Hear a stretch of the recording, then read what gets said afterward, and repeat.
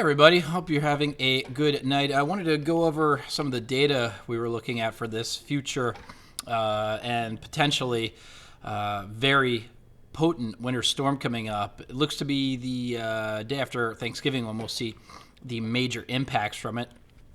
Right now I have a model up from the GFS. This is a global forecast system. This is out of America, out of the United States, and they often will call this the American model. What I'm showing here is the jet stream, and in the darker reds there, the darker burgundies, that's where our stronger winds are within the jet stream. For those who might be a little bit more meteorologically inclined, it's at 500 millibars. So I'm going to throw this into the next few days here, and you can see the movement. You can see two distinct areas of waves essentially occurring. One stronger wave coming through the Great Lakes and the East Coast there. That's the system that's right now going through Minneapolis.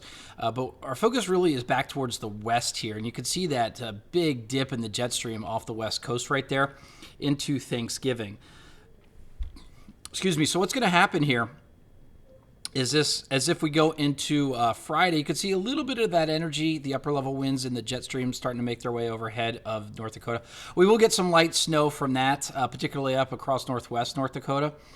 But as the main energy comes in, it's going to be just about Friday night, Saturday morning when that main wave starts really pushing on in to our neck of the woods. I want to show you the orientation of the jet stream because this is important. So I'm going to take a look at 5 in the morning on Saturday. You could see that the jet stream is kind of oriented. The lead edge of it is oriented kind of in a south to north orientation. That's going to mean some things here. First off, it's going to mean that with this particular model, we are bringing in some warm air. So now I'm at the surface here by Saturday at 2 p.m.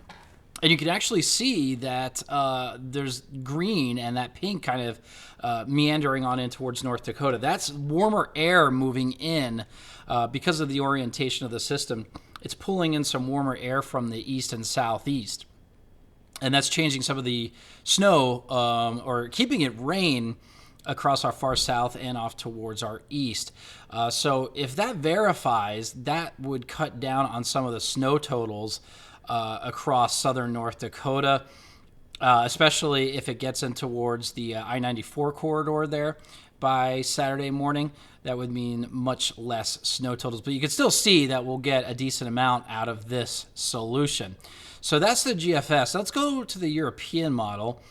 So I have the exact same thing lined up here. Here's our two storm systems. You can see that first wave, the lead of the energy moving on in towards the Great Lakes, which is our storm system that's going through Minneapolis right now. And then look back towards the west, and we can really see that big trough developing, really strong winds, just a lot of energy right now in the jet stream. Now let's go ahead and go to the same time, 5 o'clock in the morning. And here we are. Now, look at the orientation of the jet stream. A little bit different here. You can see that the leading edge of the strong winds there aren't north-south. They're more northeast, southwest to northeast.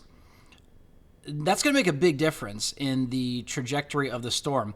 Not so much the location of the storm itself, but you notice there, now as I zoom on in the Saturday afternoon, all the warmer air is shunted off towards the southeast, well out in eastern South Dakota and southern Minnesota. This means that we get snow the whole way through Thanksgiving, through Friday, and through all of Saturday. Saturday is important because that's when you're going to get the real strong snow band setting up. And you can see this model hinting at that there in the darker blue across central North Dakota.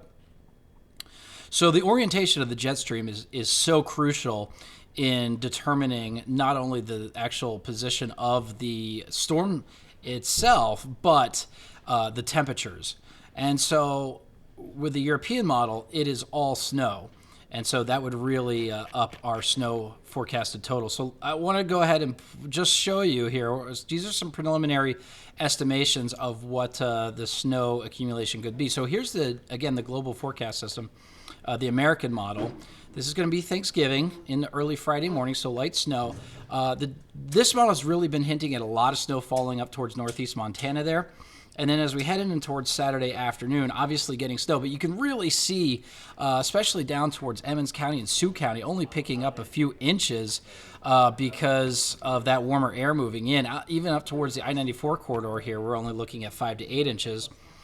As we take a look at the Euro and look at the future snow here, you'll probably notice a big difference. Again, same solution, light snow through Thanksgiving and the early Friday morning, maybe some somewhat bigger accumulations in northeast Montana.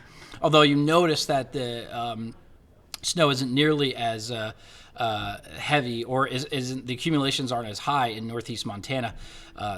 Does not bring heavy snow in there. But watch what happens as we go in towards Friday night and Saturday morning. If this is any indication of what's going to happen, we're going to get a heck of a lot of snow, basically right through the southern half of North Dakota. We could see a widespread area of a foot. Now, please don't take this as an actual forecast. This is just what the models are showing right now. But you can certainly see that we have two different solutions to choose from, where one is saying between 5 and 8, and this one is saying well over a foot in some scenarios. So a lot going on here when we're looking at these different models. I just wanted to give you an update on that, and as the new data comes in, of course, we'll really start to refine those forecasted snow amounts so we can get that latest information to you and help you with your Thanksgiving travel. But for now, take care, and we'll see you at 10 o'clock.